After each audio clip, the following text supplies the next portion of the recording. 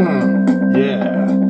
It's a new year, it's a new wife. Got a new kids and I got a new wife. I teach them kids how to live good. Quit talking to them on bad.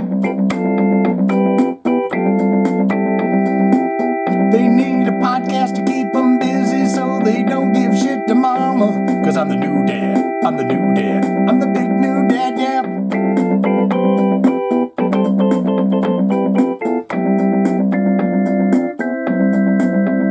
And I'm a good dad, cause I listen to Shane, Jive Talkin with Shane.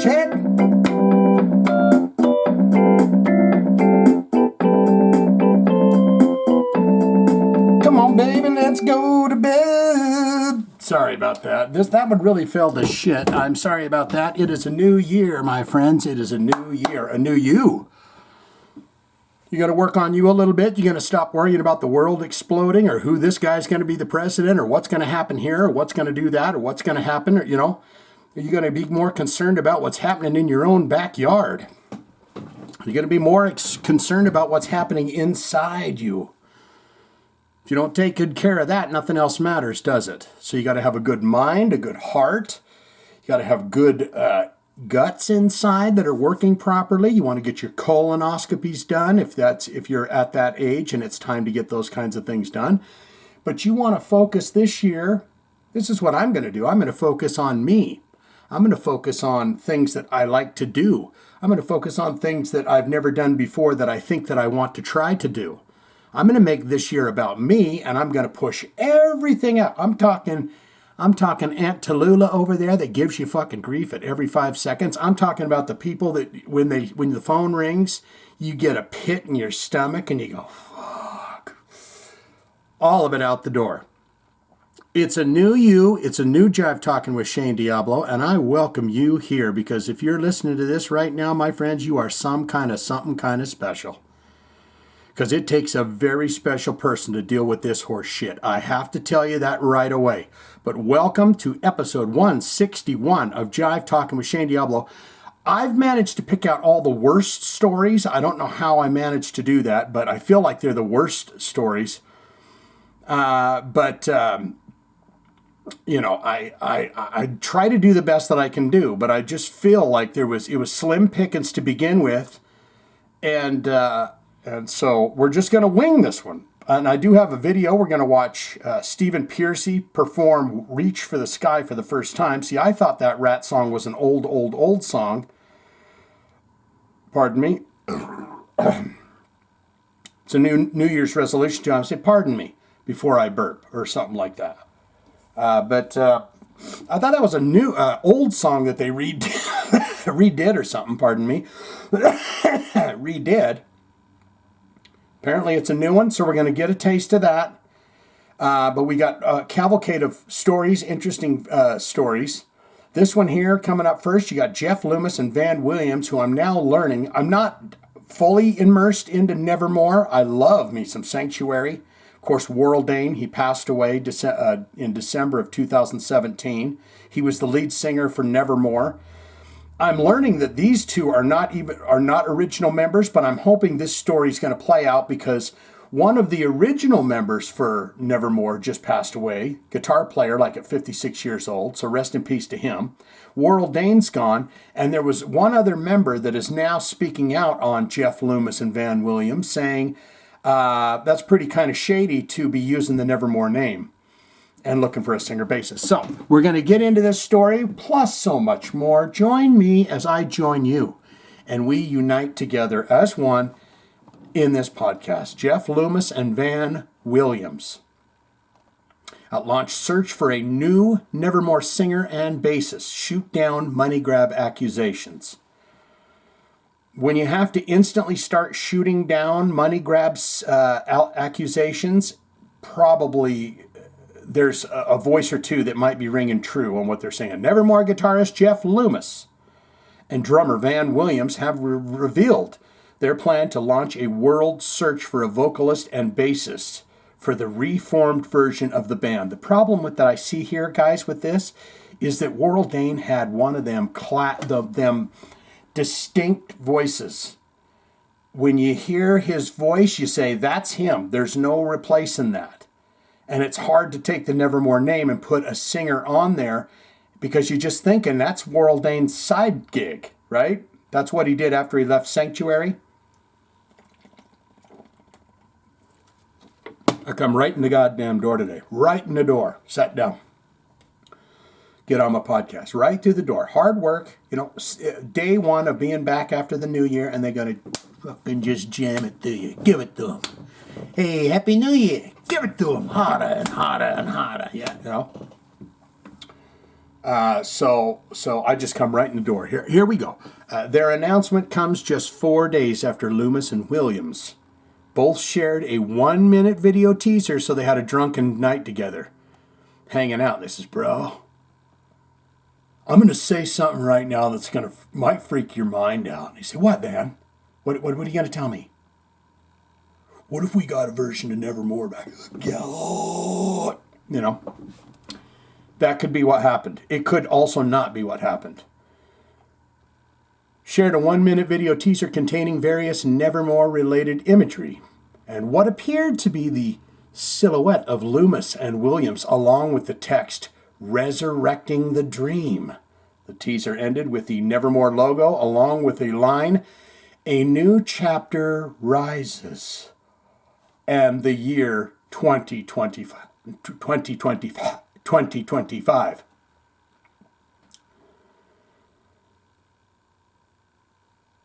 2 days after Loomis and Williams shared their video teaser announcing the Nevermore comeback, Priscilla, I thought that was going to say Presley.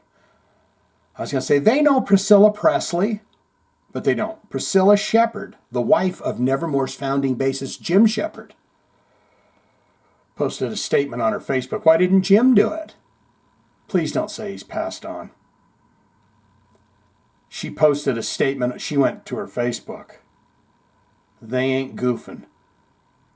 When they get on Facebook, that because their friends are connected there. What you do is you connect friends. That's your Facebook friends. And so if you lay a statement on there, you're meaning it.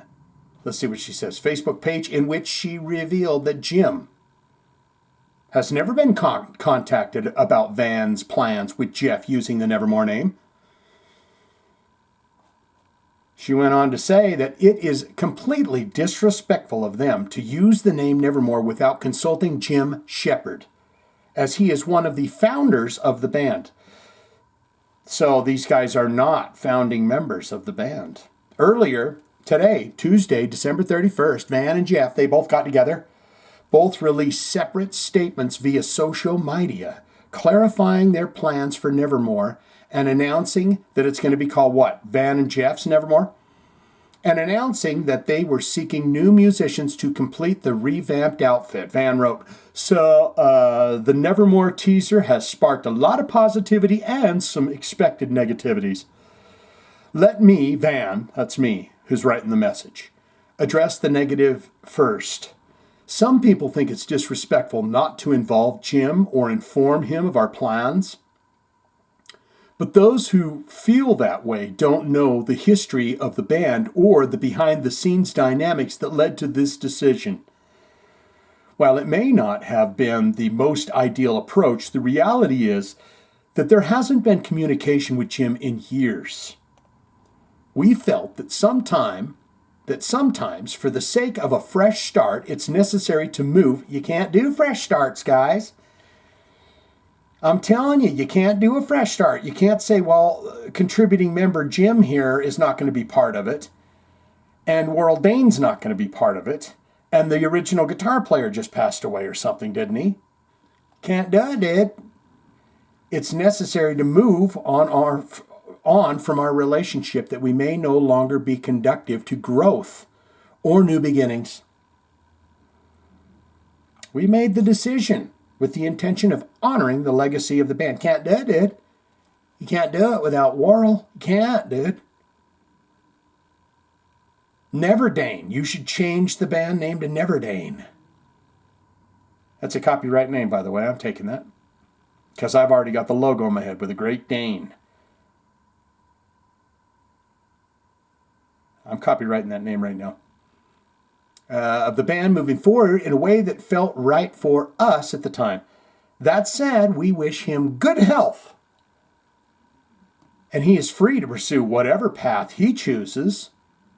Without going into too much detail, I'll just say respect goes both ways, and certain things became irreconcilable over time for us. At this point in my life, I don't feel the need to explain myself further on this. So take from that what you will. But he goes on here. He's still in quotes. Because he literally says, I don't feel the need to explain myself further on this. And then here he goes. He launches into a... Dude, there's freaking 5 more paragraphs. There's 6 more paragraphs. As for why I'm revisiting Nevermore, it's simple. This band has always been my dream. With Warrell, or to find a group of guys to be in a band with, travel the world, create music. After auditioning to the moment I was asked to join, it was a whirlwind of music, art, creativity, adventure, fun, camaraderie. Over the years, we have made incredible music and amazing memories together, like that night in Amsterdam, Red Light District, when we all shared a room together. But as time went on, things spiraled out of control. Trust, respect, and the joy of it all started to disappear. Well, I always compared it to an analogy.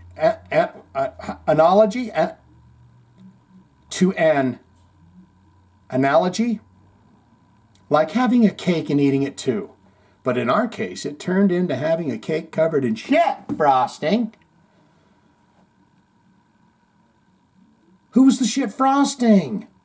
Oh, he always compared it to an analogy of eating a cake, eating it too. But in our case, it turned into having a cake covered in shit frosting.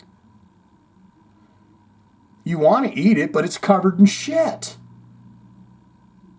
The final breaking point came during the last leg of the European tour. Someone fed him a shit cake.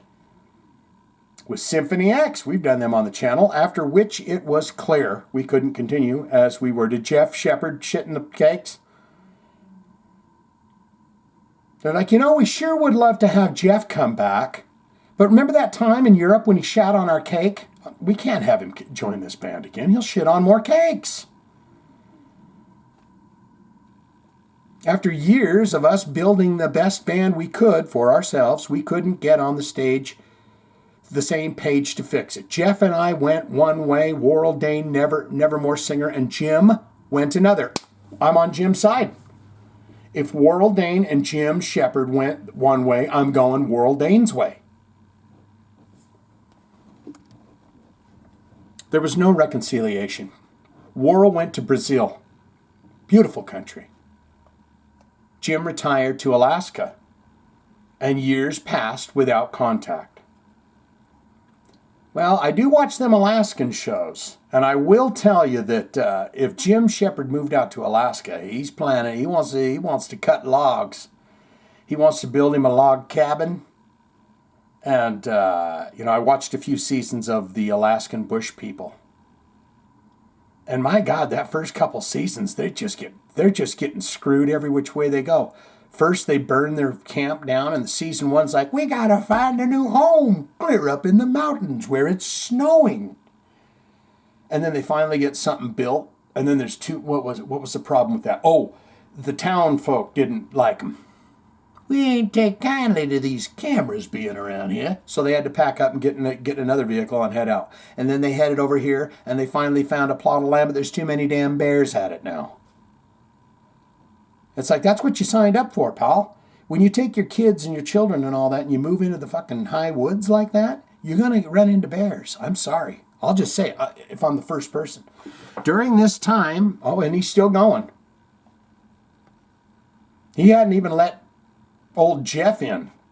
Which guy am I on his side? I'm on Jim's side, not Jeff's side. But Van's doing all the talking here. Let's see. During this time, my personal life took an devastating turn. Okay, I don't want to be mean to you here, Van. Come on now. When my wife was diagnosed with ovarian cancer. No. We did everything to create a sense of normalcy for our little boy, and we did our best to make her comfortable. Warrell would occasionally call from Brazil.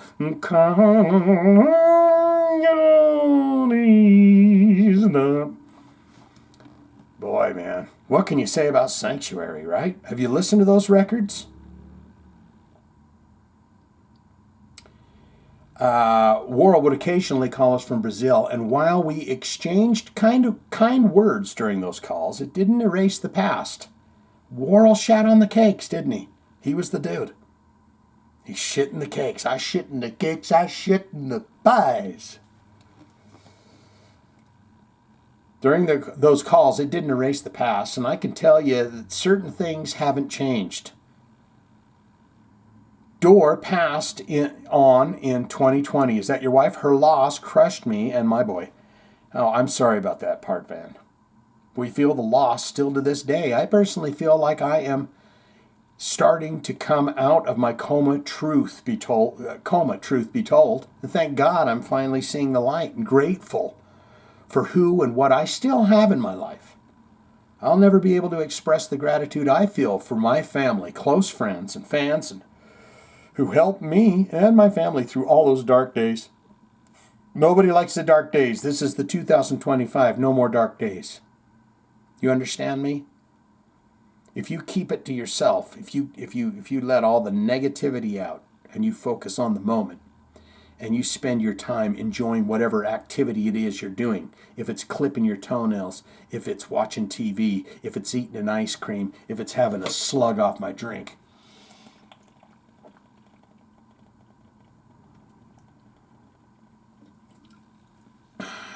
if you invest every moment into what you're doing, those dark days, they crumble. You shall not live in a world of fear. Do not live in a world of fear. 25 is the year of no fear. All right, I'm done with this. He's going to say a nice thing about Jeff down here, and then we're moving on. Guys, I'm sorry, I'm not on your team. Through it all, Jeff remained one of my strongest supporters, and our bond deepened over time. We both missed the joy of creating and performing together. Nevermore was a huge part of that joy. Something I'm tremendously proud of. Okay, let's get into money grab. For those calling this a money grab, well, I quite frankly have to disagree. Most musicians don't do this for the money. You try to. I mean, there is that kind of really high up in the tree plum that you're like, I love music. I love making music. I like writing good songs that I think are good. And I like that people listen to it. And I hope those people come into the bar and they give us money so we can get better things like merchandise next time. Does that make sense? So you kind of do. Most musicians don't do it for the money. We've spent countless hours through the years sweating, rehearsing, performing, recording simply because we love it. This is what you choose to do in life because we've always loved it. That's what drives us, the passion of music, the connection with fans. Okay, then don't call it Nevermore. Call it something completely fresh. I mean, you're already got some doors open to you if you use that name. You've already got some doors. Like Quiet Riot now, right? They can still play any of the bars, big bars in town, because it's Quiet Riot. It's the name. No, it's none of them. I think Rudy Sarzo pops in for a show or two. If money comes from that, great.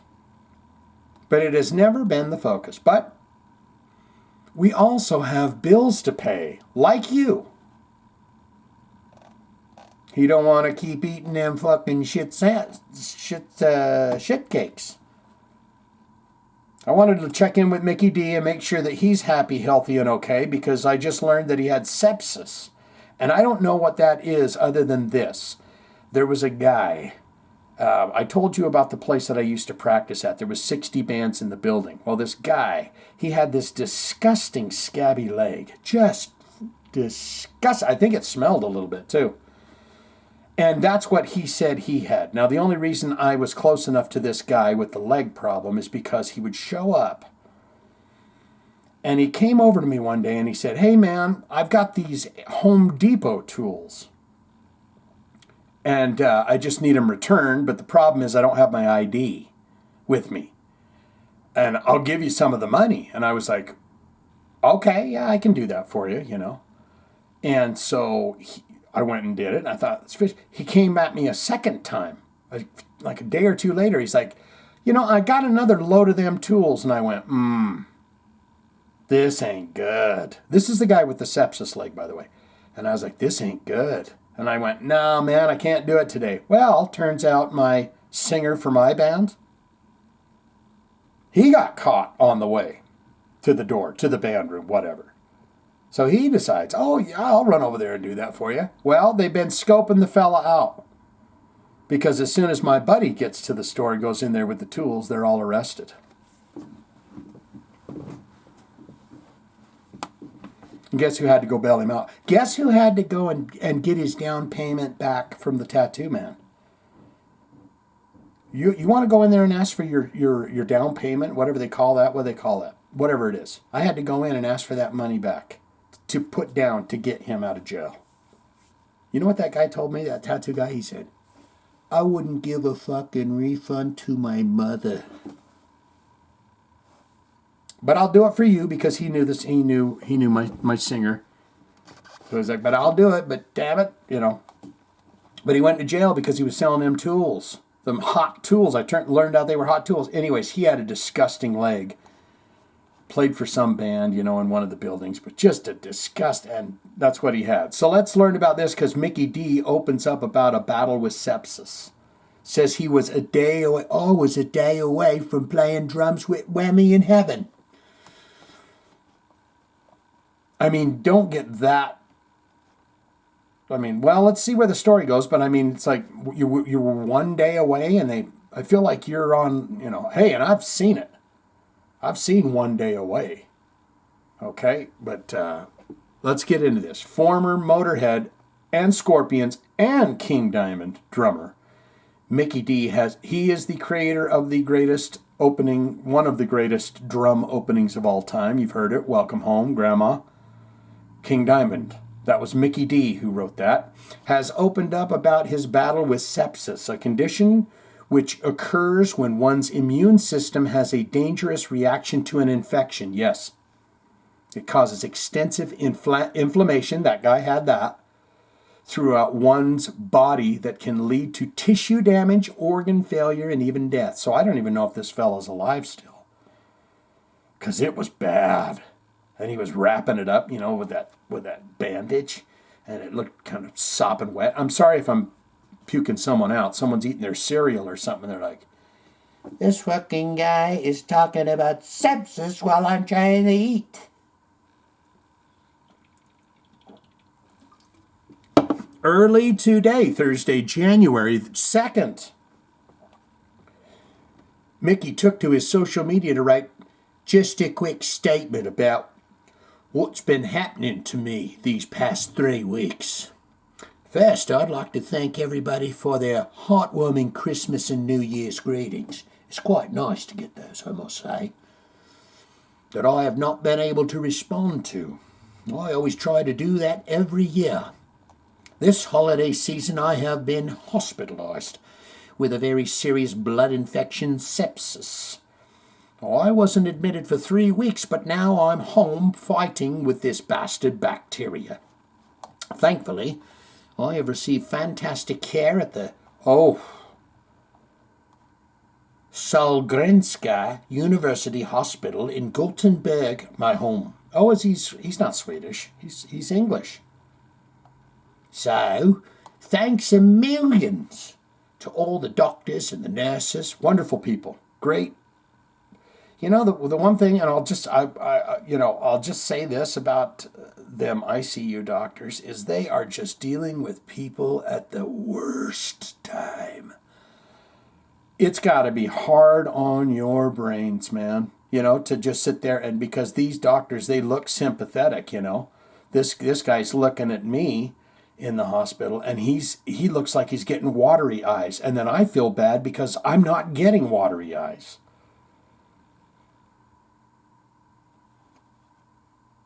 You know, I mean, those will come. My friend says at some point I'll have a complete breakdown about my mother, but we're not there yet.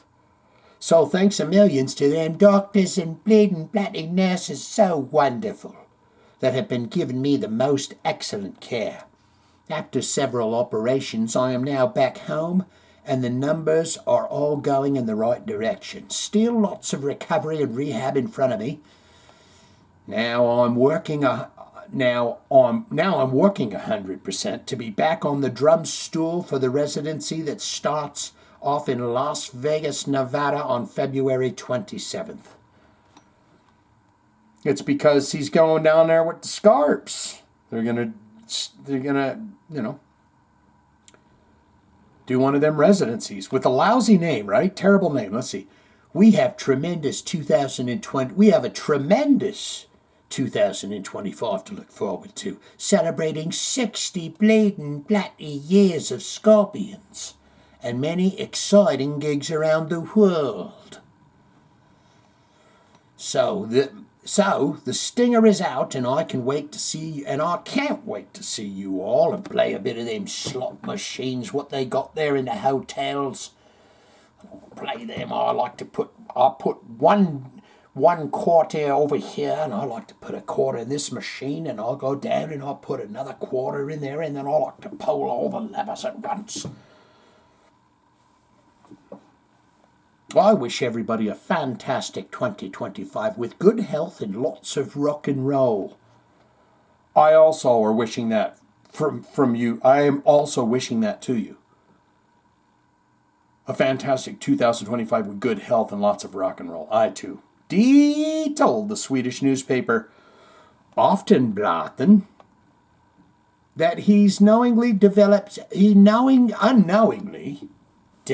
sepsis after spraining his foot in December.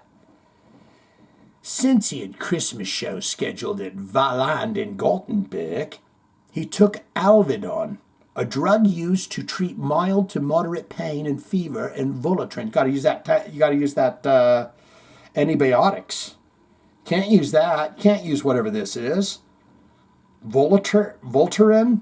No, that sounds like a terrible 1983 Price is Right product. Johnny, what do we have over here? Voltaren.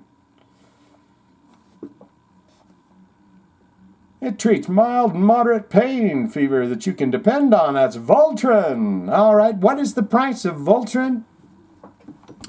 Been watching a lot of that. Price is Right, man. And boy, doesn't Bob Barker have a thing for stay-at-home wives. He's always talking about how lazy they are and they're laying around. Well, what do you do? Oh, I'm a stay-at-home mother of 4. And he'd be like, oh, so you just lay around all day and watch The Price is Right. How old are your kids? The one lady says. Oh, they're teenagers. Oh, well, you just lay around all day and let them do the work. He said one joke too. I think I've already mentioned it on this podcast about, he's like, John, I look out over this audience and there's a lot of men out here today. And he says, our audience is largely made up of women and large women. But it was 83. It was a different time. All right, I'm almost off this. We're going to find out what happened to his ankle, though.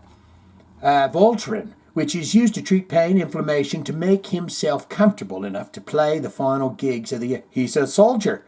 The weekend before Christmas, his condition deteriorated. Oh, the ankle swelled up like hell. Then it took on a weird shape and appearance and looked like an overcooked ham. I became very ill, so I had to go by ambulance to Solengrenska, and they found that I had sky-high values. It's good to have good sky-high values, just not the kind you need right now. So I became priority number bleeding bloody 1, I tell you. They told me I'm number 1 on their list to see when the doctor gets done with the patient he has at the very moment, and then after that, I will be the next one. It was surgery right away, the first of 3. Oh, they cut away they cut away what was dead and infected and badly infested. It was not a good journey I was on. Another day I'd be playing drums with me dear sweet pal, late Motorhead leader, Lemmy, in heaven, and I can say that. Mikkey landed the job as the drummer for Scorpions in 2016 after spending almost 25 years as a member of Motorhead. That's right, that's right. Mikkey Dee, we wish you all the best. We're going to give you a brief moment and a prayer or a good vibrations or whatever, because we want, when things are infected, they can still go south. He says he's well over the hump now, but while you give it a moment pause, I'm going to go ahead and have a drink of my drink because I like to have a sip while I'm given a moment.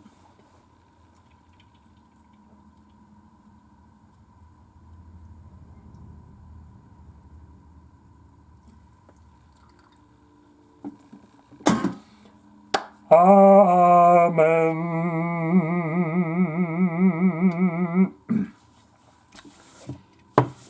I've dripped all over my blouse. What am I, some kind of a savage? Subhuman? Alien? What do you mean you no harm? You ever see Starman, the movie? That always bothered me, the way Jeff Bridges said that. When he's looking at that girl and meets her, and he goes, I mean you no harm. I say, don't say it like that.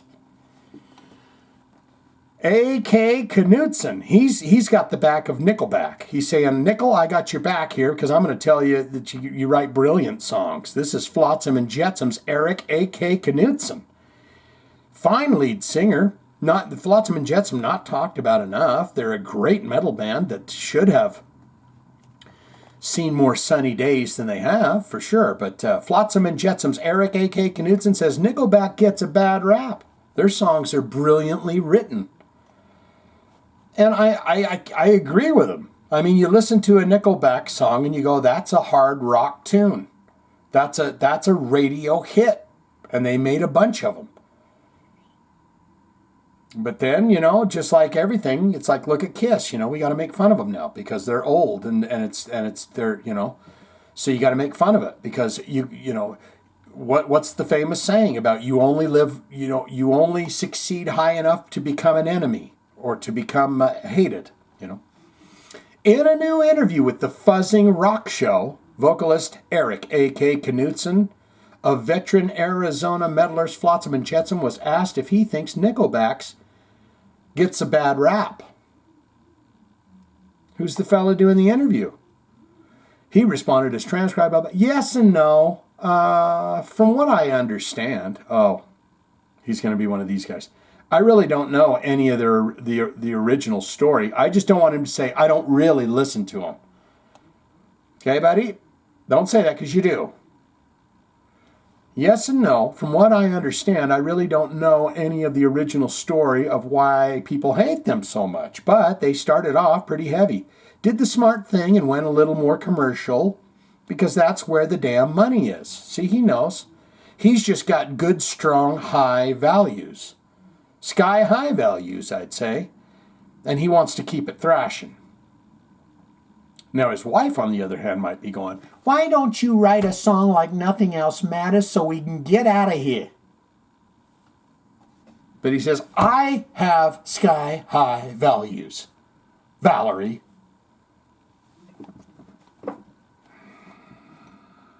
But they started off pretty heavy, did the smart thing, and went a little more commercial because that's where the damn money is. And from what I understand, Nickelback frontman and main songwriter Chad Kroeger,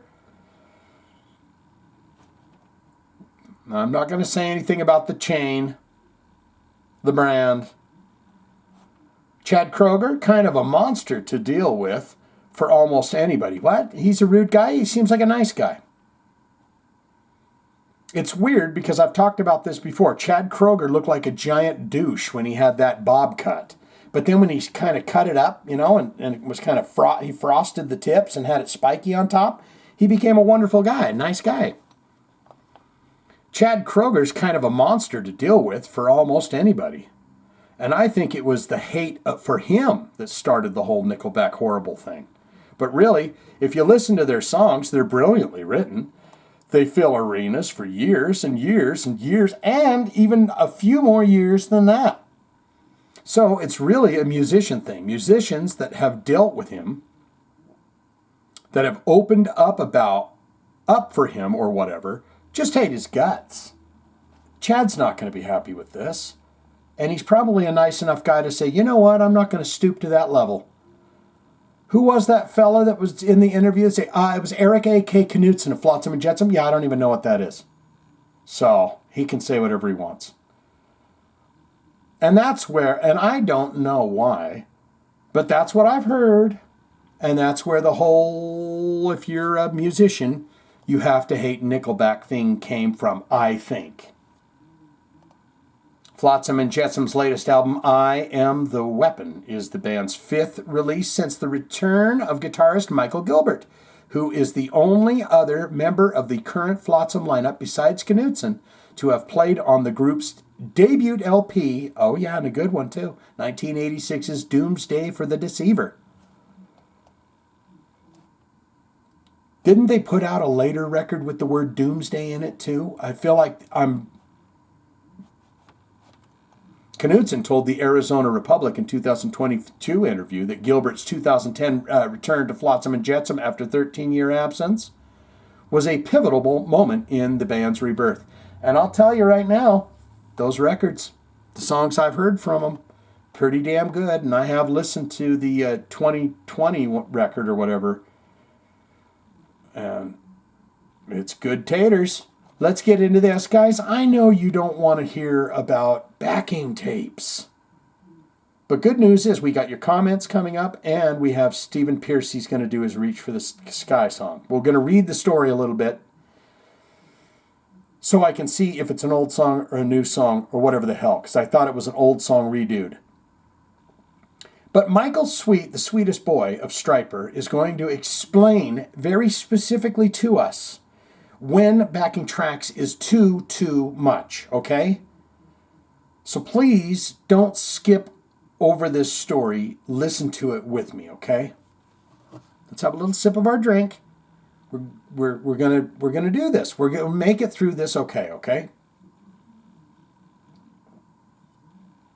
Everything is gonna be fine.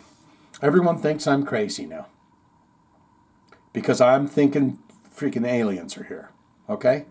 I've always kind of went, I don't know, man. It seems to me like we're kind of stomping around going, nope, we're everything, that's it. Nope. And then these glowing balls start showing up in the sky all over the world. And now I'm a freaking alien now. I was like, he's lost it. He's lost it. His mother died, and now he's fucking lost his mind. And I'm going, no, I'm just thinking that maybe, perhaps, we've never been alone. You think ants concern themselves with us, even if we come stomping through? They go, what's that? Oh, I don't know what it was, but it's gone now. Guys, please don't stop coming to my channel because you think I'm losing my mind. I'm not losing my mind. Stryper, Michael Sweet, the sweetest boy, explains when using backing tracks becomes too much. Now, I believe what he's going to say here is if you've got orchestral bits and pieces that have to be played throughout your concert, that's okay. But if you're standing up there going, and there's someone singing for you, that's not okay.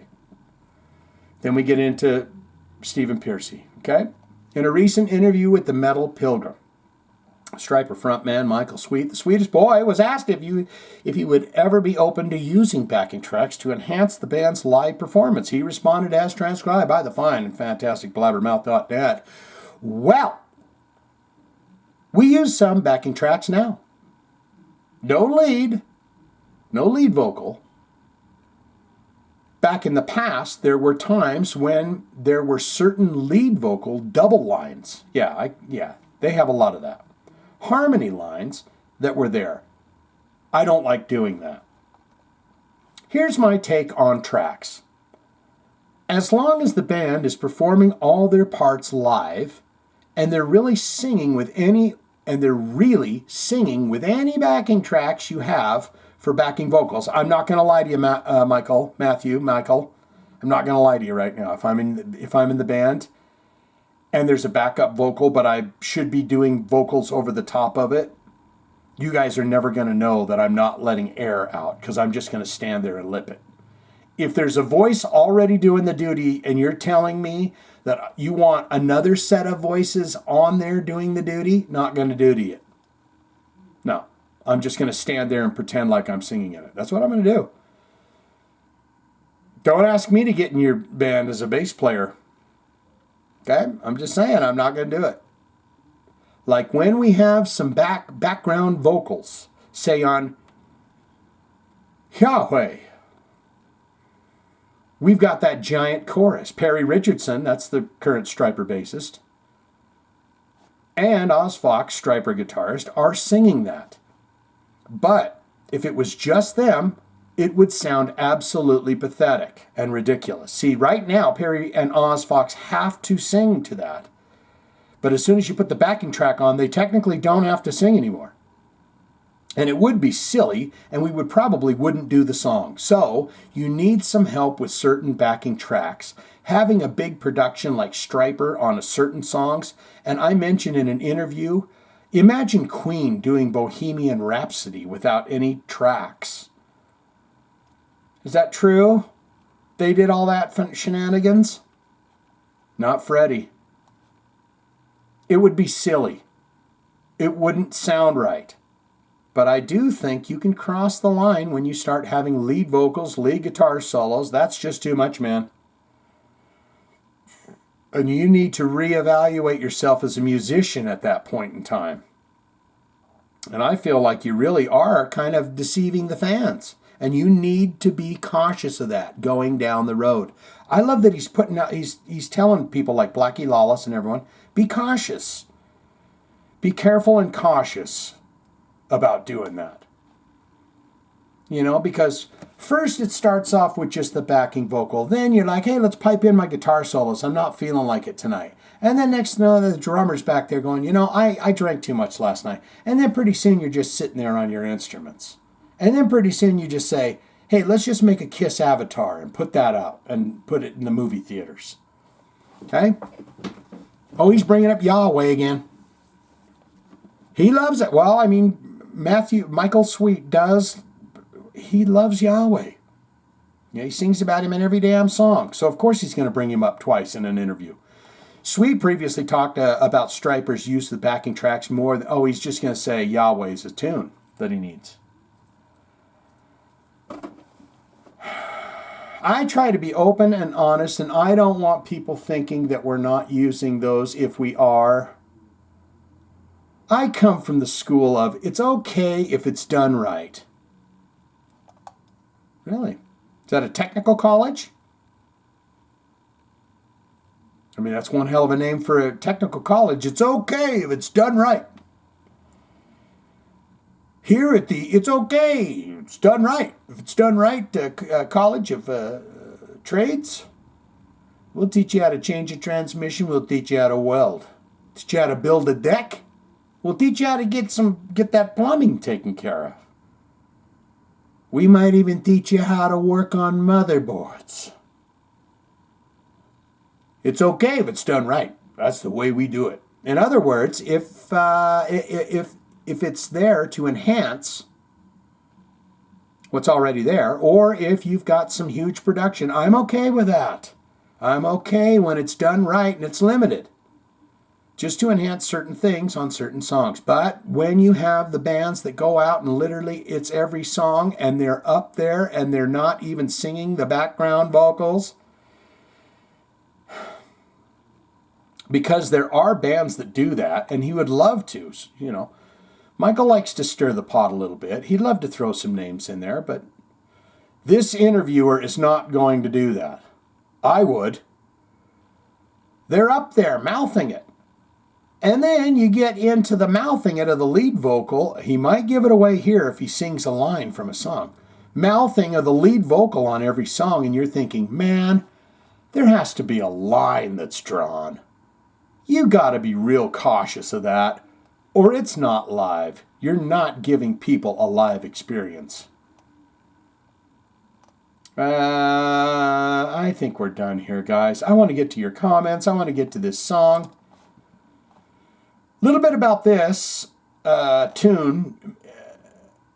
Well, they've answered it. 1988's Reach for the Sky saw Rat return to the top 20 of the Billboard charts, peaking at number 17.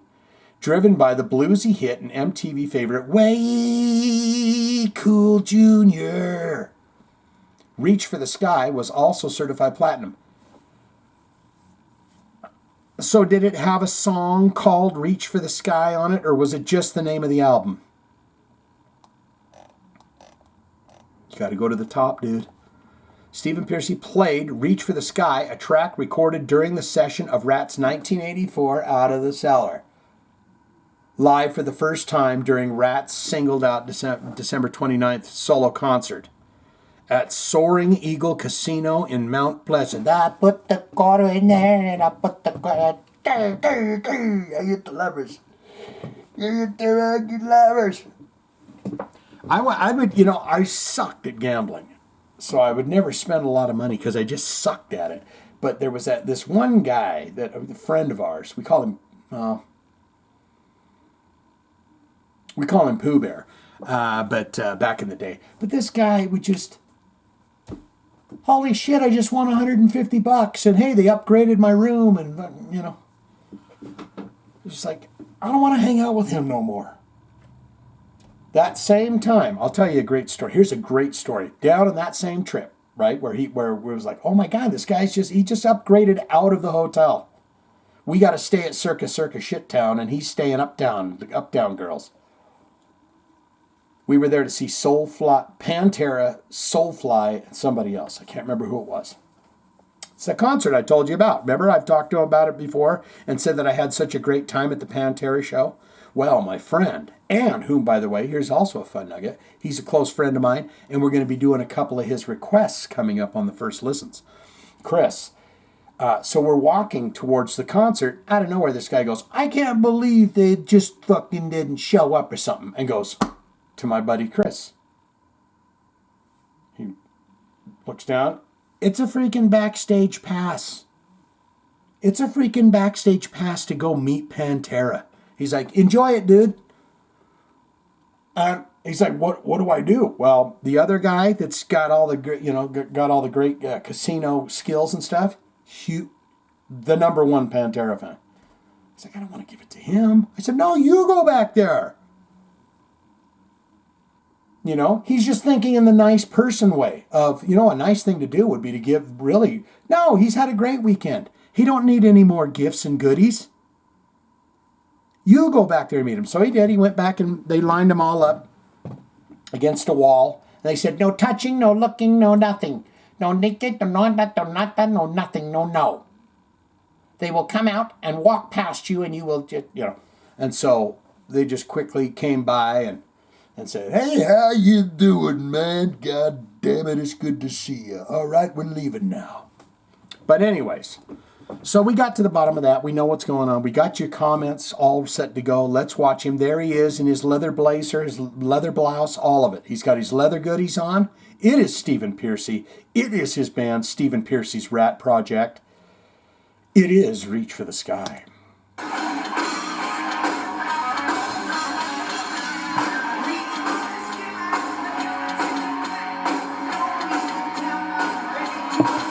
Stephen, I'd like you to sing it a bit better if you could, since it's the first time.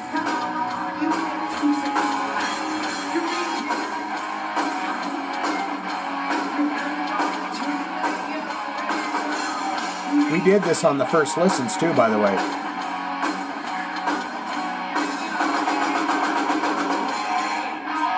You need to kick your PA guy right in the balls.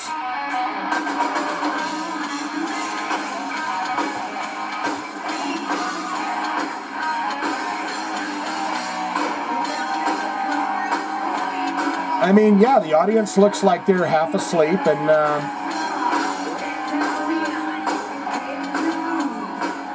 I want to say thank you to this guy right here. Who the hell is this?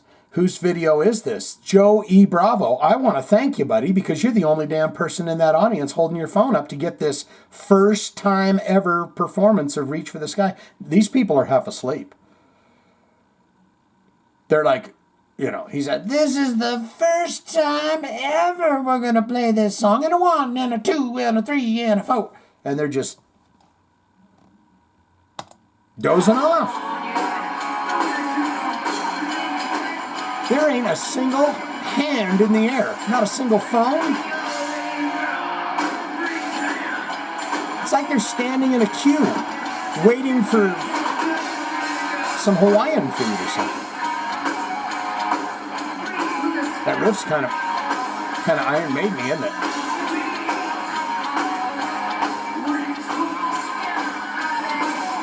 Oh, there he did. He's kind of sputtered that out like an old tailpipe, you know, on an old Pinto or an old VW Bug or something. So, reach from the sky.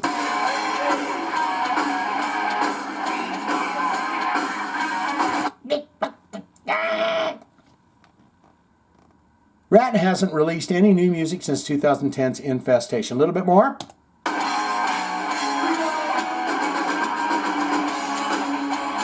Have you seen a single hand in the air? The man is standing in front of these people, and they're like, yeah, I don't even put hands in air. I just stand there with a dull look on my face, like, I'm very gassy. Let's get into the best part of the podcast. It is your feedback. Now, I know there's probably going to be a lot of wonderful folks in here thanking me or wishing me good because in the last episode, of course, I talked about the passing of my mother. And I appreciate you all for that, and thank you for that. But let's get into your comments. They're all here. I hope I didn't hit the... I'm seeing dots. Okay, there's... Okay, that's Big Toe. I see a read more. We got to get these read mores.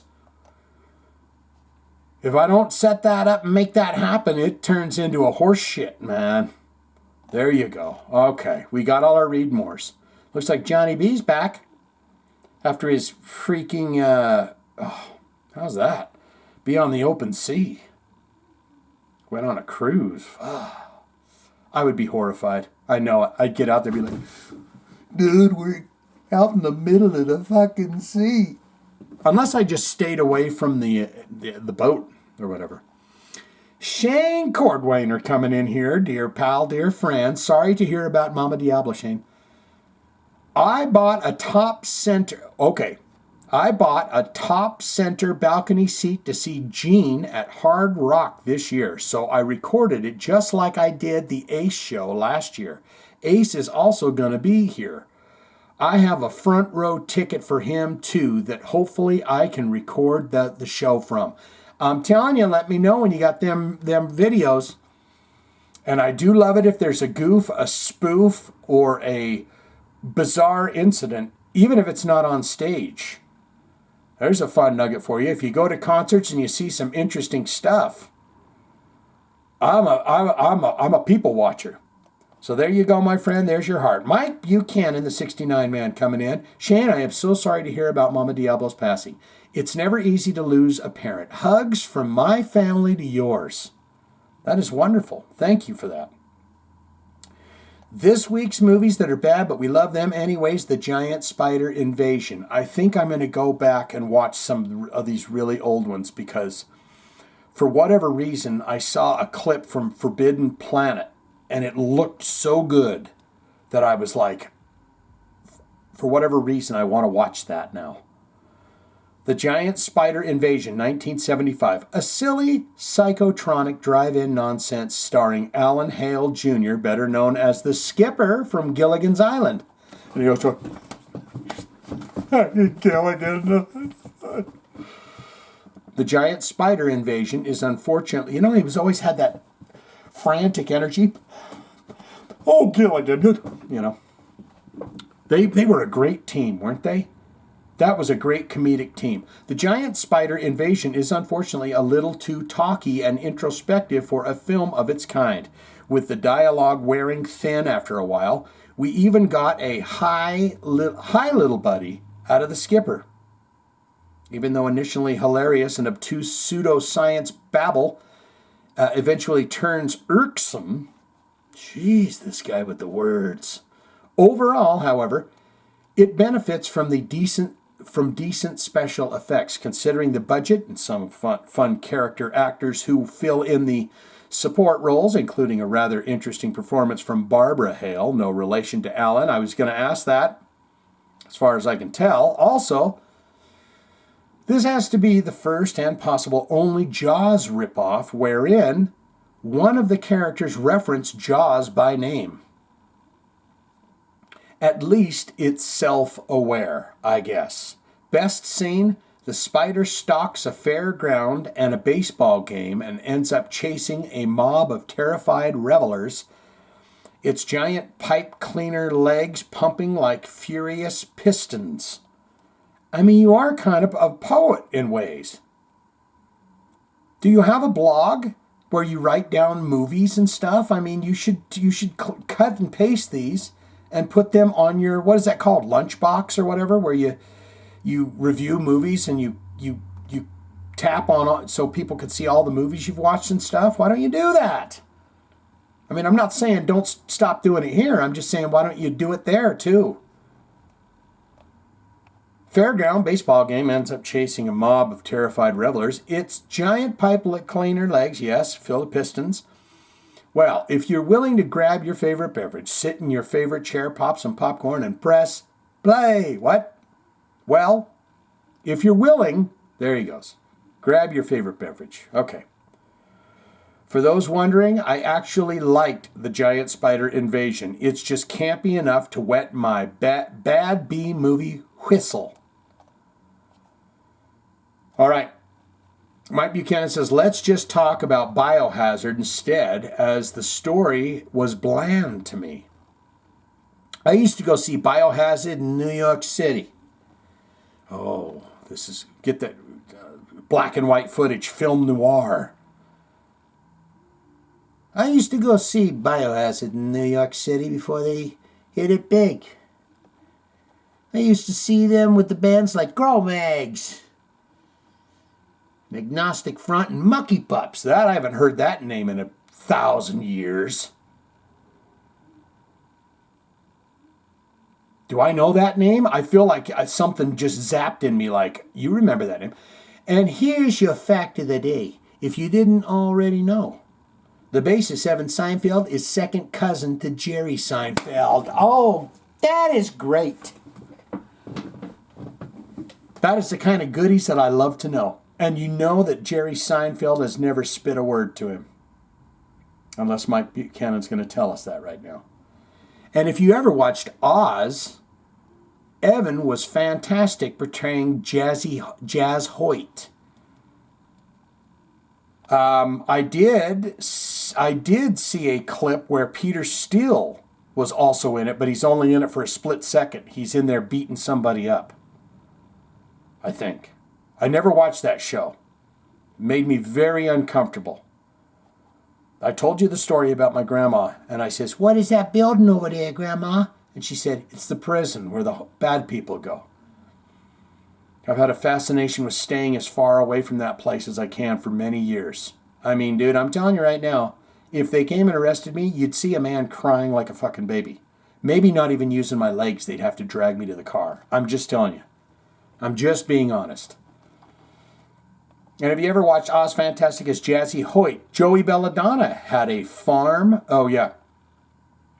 Here we go. Mike Buchanan says, Joey Belladonna had a farm, E-I-E-I-O, and on that farm he had to thrash, E-I-E-I-O, and was very nice to have him come back to Anthrax. Ball of Confusion by Anthrax is a strange, strange song. I mean, that's a terrible pick, right? There's a video, if you're curious. I gotta see it. Because that is a weird song to pick. Especially from the Temptations, where you could have had... I mean, it couldn't be the name, right? Dude, we got to do Ball of Confusion. It's tough sounding. Although not an official one. They got a video, if you're curious, although not an official one. Top 10 things in my life that are pretty cool. Finding Shane Diablo's YouTube page. That's getting you a thumb, too, today. Okay, how was it already been 2 years since the last Megadeth album? I know. Time's flying by. You know how that goes when you get older. It just speeds up, you know. I mean, I got a son that's 22 years old now. I'll give you guys a really fun nugget.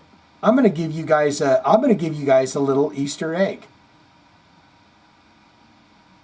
Am I going to do it? I'm going to give you guys a fun Easter egg about my son. You'll be able to meet my son. Because my son is on TikTok, and it's not going to be around, I guess, very much longer, but he's a pretty well-popular TikToker on there called Wizard in a T-shirt. All one word. And he talks about, he's a big gamer, so he talks about video games. He does the online streaming, you know, playing the video games and shit, and screaming at the TV and shit. Fuck you! Fuck you! And he does, you know, but he does like Dungeons and Dragons and Warhammer 40K. He likes all the board games and stuff, so all of his content's kind of based around that. But Wizard in a T-shirt, he's got like 310,000 freaking followers on there. So just a little, see, and no one's going to know about this but you, because you're here right now. Listen to this. So no one makes it this far into the podcast but you. Nobody. Okay, and you'll see he's very handsome, good looking. So you'll see the resemblance. As soon as you see him, you'll say, "God damn it, that boy Shane! I know it. I tell it to you." Okay, how has it been on a 2 years Megadeth album? Yngwie, Mike Buchanan on Yngwie Malmsteen. Yngwie needs to start making up with any singer. Don't care which one, just pick one, because Yngwie is a terrible singer. Well, I sure hope he doesn't read that you said that, because I will tell him it was you, and he'll see that it was you that said it.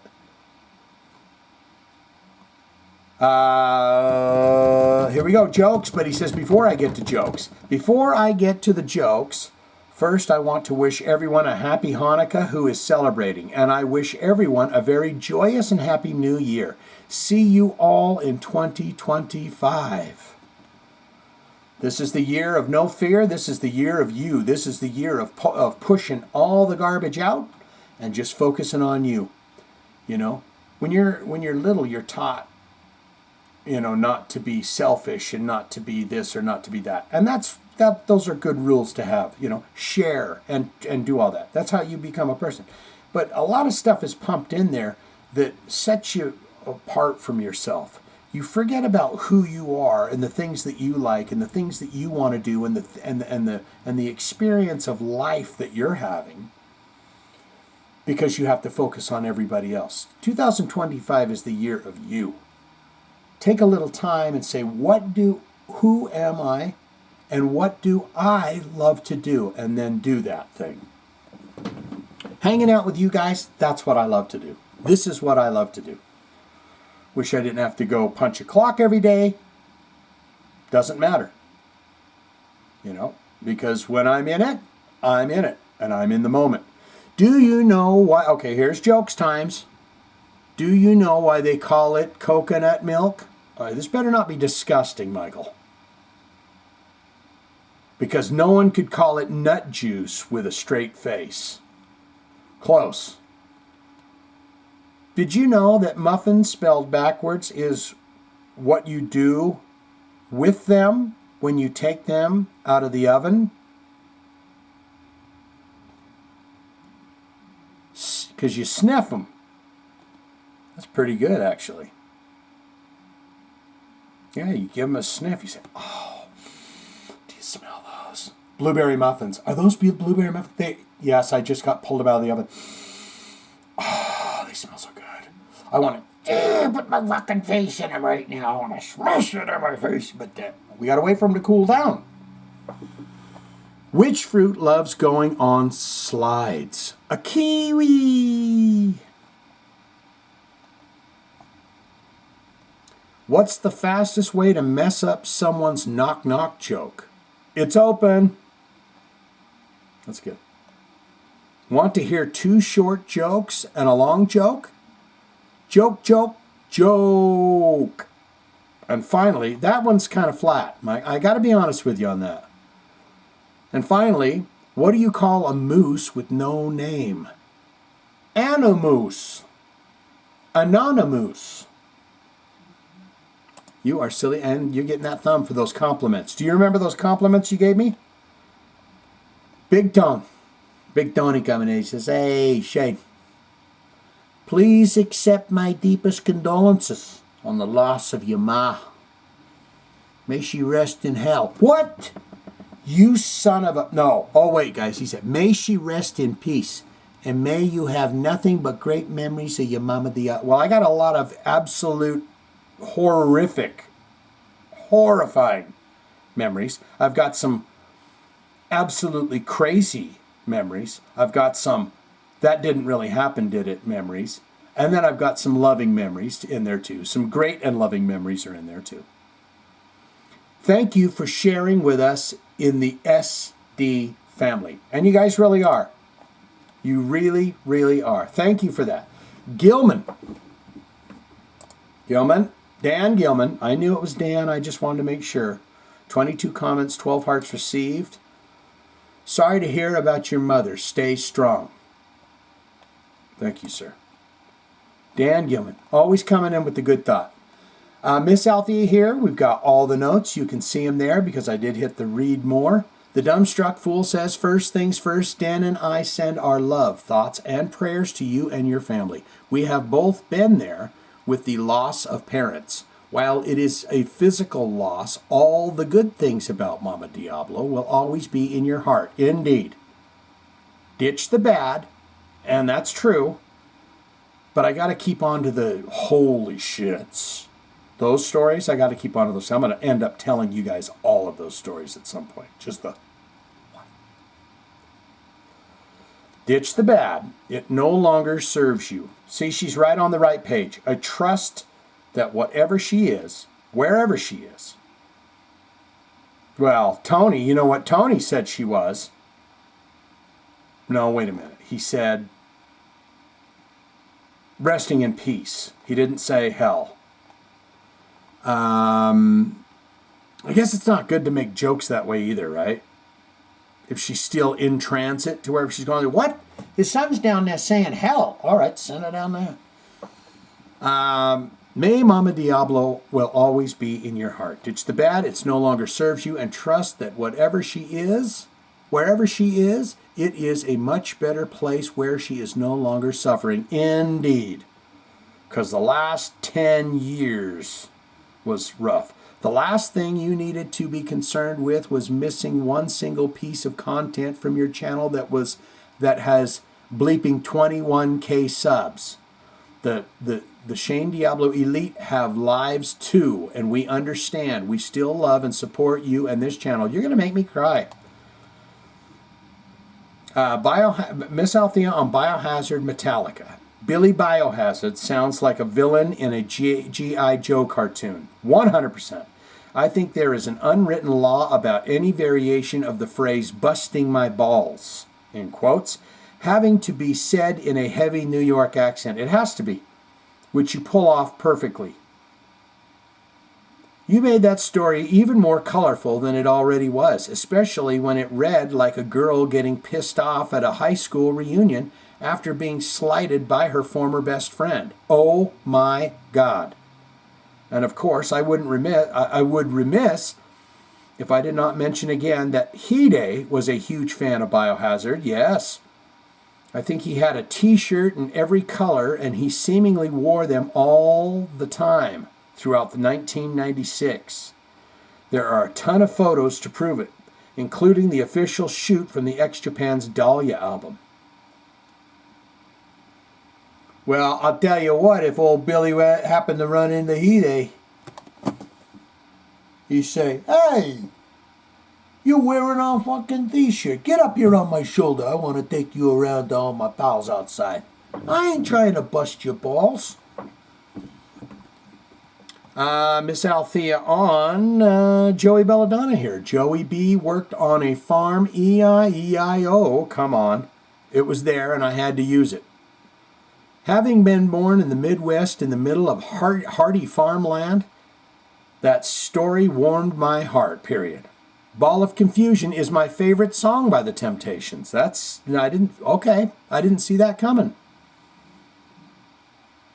I mean, I can't think of, I know they hit a lot of hits, but there was the Four Tops and the Temptations and they kind of all blended together. You know, I wasn't sure who did what songs and stuff. Miss Althea says Tina Turner, is my favorite Temptation song. Tina Turner and Lovin' Rockets both covered it in the 80s. I like me some Lovin' Rockets. Isn't that the band that goes, don't know what color your eyes are, baby, but your hair is so long and brown. Is that them? I feel like it is.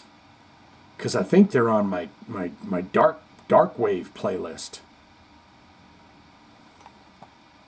Lovin' Rockets version is especially good in my opinion. Miss Althea on Ripper and Yingwi. I should have got some... You can see me licking away on my lips. I'm a chapstick freak now. I don't know what happened, but over the course of a year's time, I've become a chapstick freak. And I didn't do it. Ripper and Yingwi. Now you're going to sit here and stare at me licking my lips all the time, and then you're going to think about that when you're laying in the bed tonight. Don't do it. Just stop it now. Don't look at my lips licking. Ripper and Yingwi, Miss Althea on Ripper and Yingwi. Did I misunderstand something? Ripper said his experience with Yingwi's band was good. Yet, he and the other members had to sit in a closet because Mr. Malmsteen would not share a dressing room? Yeah, okay. That's what I'm talking about. And Ripper could take him. Let's be honest. Ripper Owens could take Yingvi in a fight. Unless it was on the, crossroads. And he had his banana yell out. He's,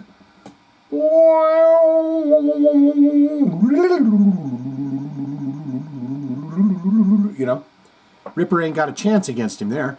Miss Althea on Gene Simmons. And I like she used the money symbol for the S because that's Gene Simmons. He likes to chase women. And he loves money. And he wants to get as much of it as he can get. And he wants them to put it in his coffin with him, too, if they can. The world doesn't need another history lesson about Kiss, especially when it comes to a no-brainer question like, would they have had the same level of success with the makeup, with or without the makeup characters? Would we still be talking about this band otherwise? No. Because they would have been a good rock band, but I can tell you my complete 80s metal playlist that I have, that I love so much, and it's like 78 hours of music, 90% of those bands on there are kick-ass and no-named. Nobody knows who they are. I'm not going to say 90 because they have a lot of, I'm going to say 50% of the bands on there gone. So Kiss would have been a good rock group that just kind of came and went. And someone say, man, I like that band Kiss. Don't you mean Lips? No, I mean Kiss. Miss Althea says, it wasn't until the reading of my previous comment that I realized a major typo I made. I meant the CD Christmas. Did I miss something? Christmas with the Rat Pack. Oh, okay. She's talking about last week's comment. She mentioned something about this album, CD Christmas with the Rat Pack, but she said Brat Pack. She said not Brat Pack. Is constantly played in my house during the holidays. So she's talking about the originals. Dean Martin, Frank Sinatra, Sammy Gambino. Sammy Davis Jr. Was Jerry Lewis part of that? Perry Como. Who else was in it? I can't remember now. Is she going to tell us? If you just read the shit, Shane. I know someone's saying if you just read the shit. Not the Brat Pack.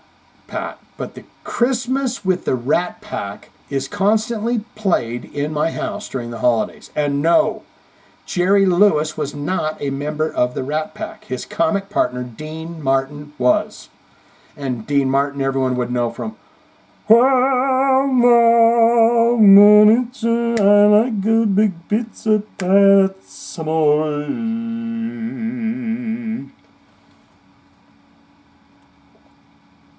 I don't know if the next line is when the stars all come out.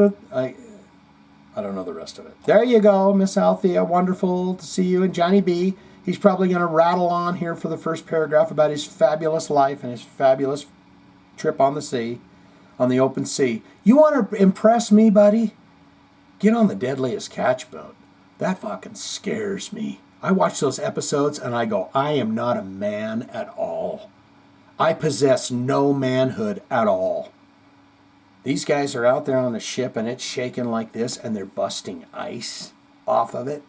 And the one captain's in there, he's on his 40th cigarette and Red Bull. And he's like, my fucking heart is fucking killing me. We got to get to those pots. But we got to get to those pots. I just say, I'm not a man in any kind of a way.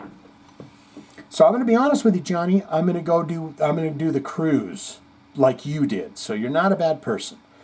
First and foremost, my condolences to you and your family. Very sad to hear about Mama Diablo's passing. You, Mama D, and your family will be in my prayers, sir. I know she's up there in Vector 7, a.k.a. Heaven, ? Well, we've talked about that a little bit already. Remember what Tony said? Looking down and sending love to you daily. You know, I've quite frankly been a deep skeptic for a long time, but I can tell you, between my grandfather and my mother, I was like, I don't think this is it when we go.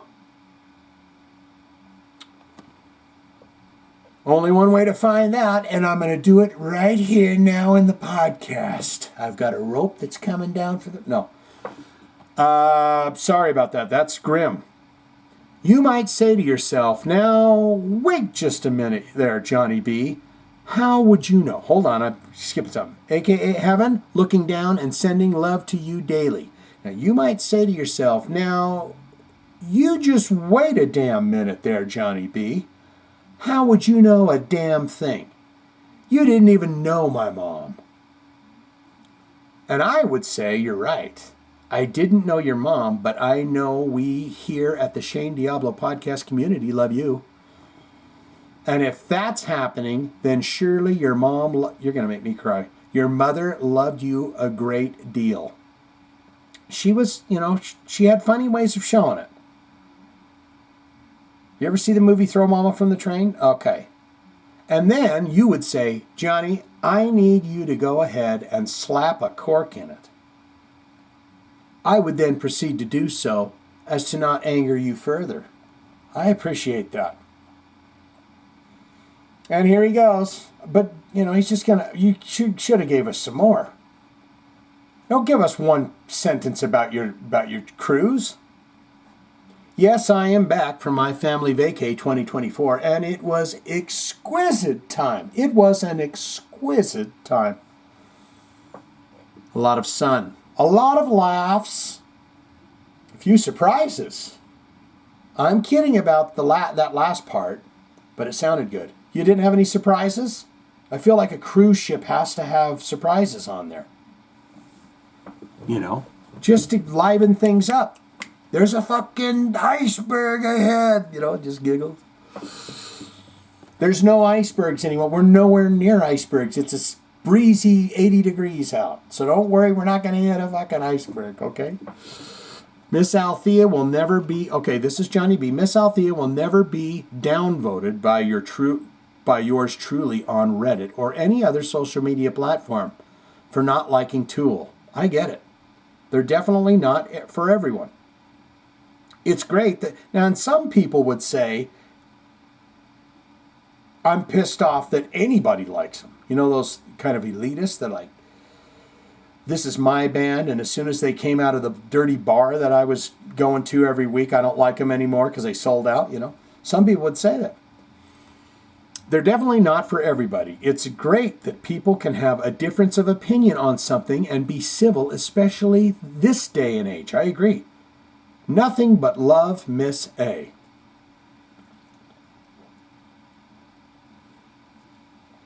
The era of the angry, fuck you, pal, is over. It's over. Because you got to break that up. You can tell I can be an angry person. I mean, you just looking at me right now, you can say, when this guy gets into traffic at work and someone cuts him off, he doesn't go, zippity-doo-dah, but I'm taking the steps necessary to free myself from the anger. Because I realize something. I'm the only one holding on to it. When you get pissed off and angry, oh, look at this fucking guy over here. He butted in, whatever it is that you're angry about, they don't even know what's going on. So you sit and stress yourself out, and you give yourself anxiety, and you get the heart racing, and you get the adrenaline pumping, and you say, oh, I want to punch that guy. But you don't do anything about it. And then what happens is you carry that home. That guy's sucking on that ice cream cone all the way. He didn't even know about you. So release all of that shit. That's what we do in 2025. The year of no fear. Johnny coming here. He says, love the podcast this week. Learned that Joey Belladonna is kind of the Tony Robbins of the metal community. And that Yngwie Malmsteiner is a jackhole to not only his fans, but his bandmates as well. He puts them in the closet. I pissed my pants when you impersonated him, and this week was no exception. Und fellas, it's time for the rocking now. Yes. Und fellas, it's time for the rocking now. Please stay in your zones. Yeah. I died. Don't.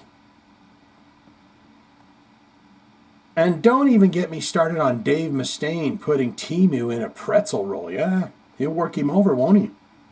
Dave Mustaine wants to get him down there.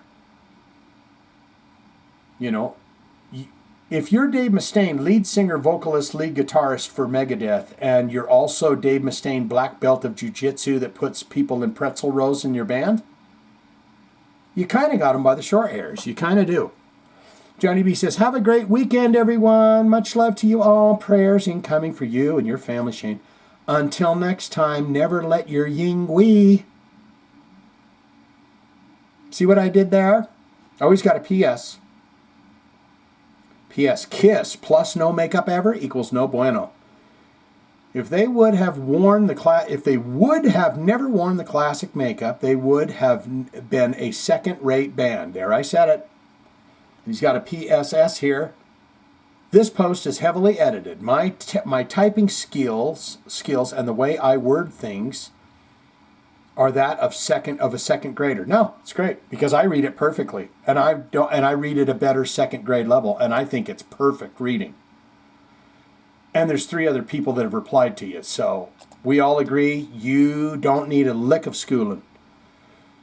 Don't tread on metal coming in here, Shane. I found an obscure Swedish gem. Oh, we got 4 replies under there, and I can tell you.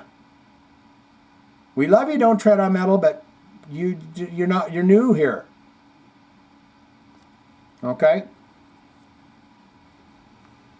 Now maybe Adra's coming up next. Now I cannot give you a heart for that. That is a request. Highly recommend it. Not a request. Okay, good news. Don't tread metal. I can. What I should have done there is read the entire sentence all the way through where he said not a request. Even though that's a sneaky way of getting a request in. Execute. Heavy Metal Army. I'm going to have to leave that heart hanging. I don't like to leave a heart hanging, but sometimes you got to get out on the old road. The old highway. Adra, if you're listening now and you've made it this far, well, the last 5 minutes of the podcast, I still have a request for you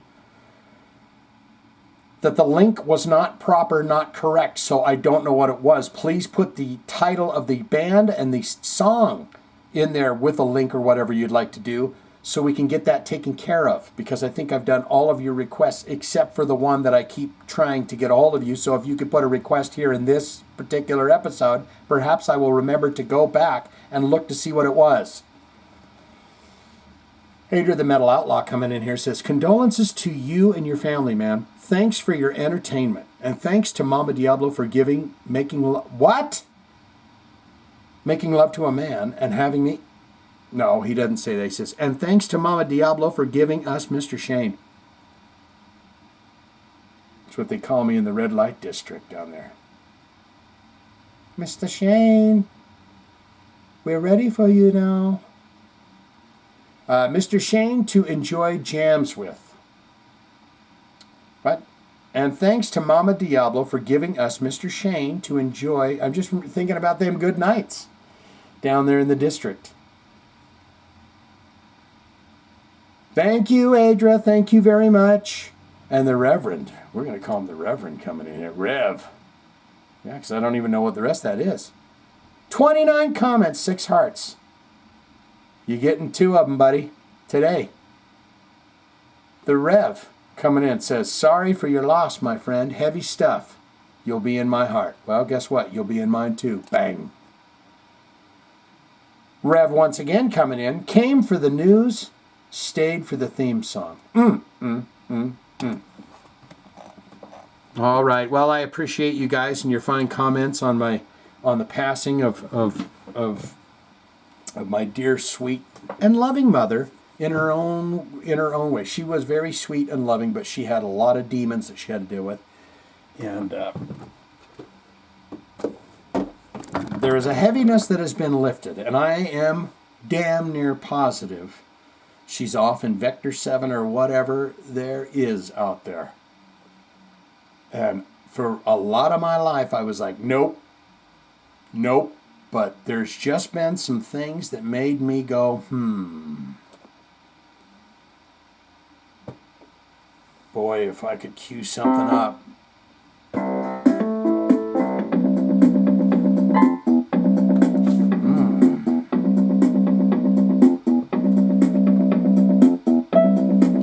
want to get, take care of yourself, everybody. Do you. Take a little less time for everybody else, put a little bit more time into you, and figure out what you like, what you love, what you want to do with yourself.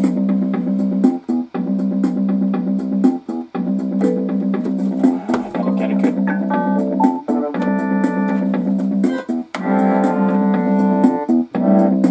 There we go. Yo, Shane, how you doing, man? Good podcast, really good one. I love it when you talk the heavy metal news and the hard rock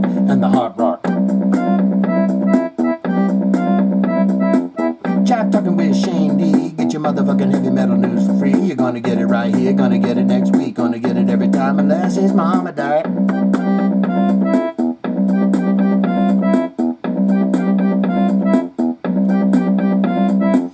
Jive Talkin with the Shane Dee. He loves you so much he wants you to jive and strive and thrive in the 25.